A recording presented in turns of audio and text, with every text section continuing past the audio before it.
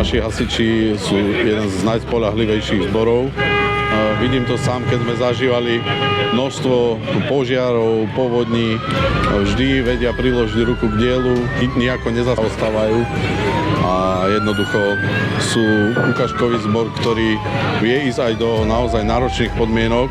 Máme mladých chalanov vyškolených aj s dýchacími prístrojmi, vedia robiť s technikou, čiže naozaj v tých najťažších situáciách sú oporou aj pre profesionálny hasičský zbor.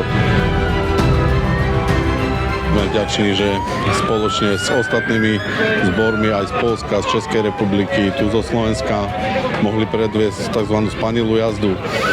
Naozaj je to unikátna vec, ktorá sa len tak nevidí, keď toľko hasičskej techniky prechádza dedinou a svojím spôsobom aj pozýva ľudí medzi seba, aby vedeli, koho majú medzi sebou, že tí hasiči tu sú a že sú vždy pripravení im pomôcť.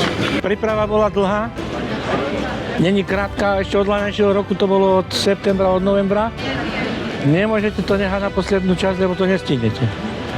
Zvládli sme to, krásne počasie, Florianko nám prejala, to je najhlavnejšie, čo môže byť. Môžem povedať, že som za sebou sám spokojný, že sme to tak zvládli. Tak, ako som tu na predsedom i za územnú organizáciu, musím povedať, že naozaj mali to super pripravené. Sú to ľudia, ktorí si zaslúžia veľký obdiv a chcú i naďalej pracovať. To sme videli v oceneniach, ale i tým, ako sa starajú o nás títo naši mladí hasiči, že sme si našli našich dobrých následovníkov.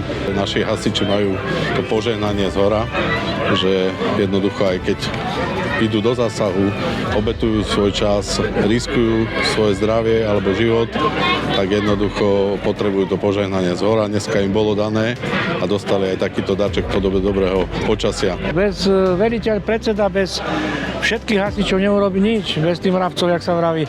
Ale poprajem im všetko dobré, hodne zdravia, šťastia, Božieho požehnania.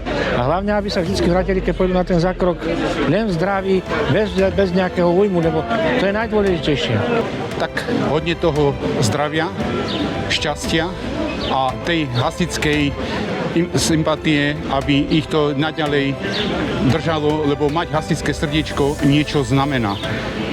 Robili to naši otcovia, praotcovia, robíme to my, naše deti a nech máme ich pokračovateľov v tých vnukoch, ako to bolo v tejto storočnici, že sa toho dožil vnuk zakladateľa nášho zboru dobrovoľnej hasičskej Ošťadnici.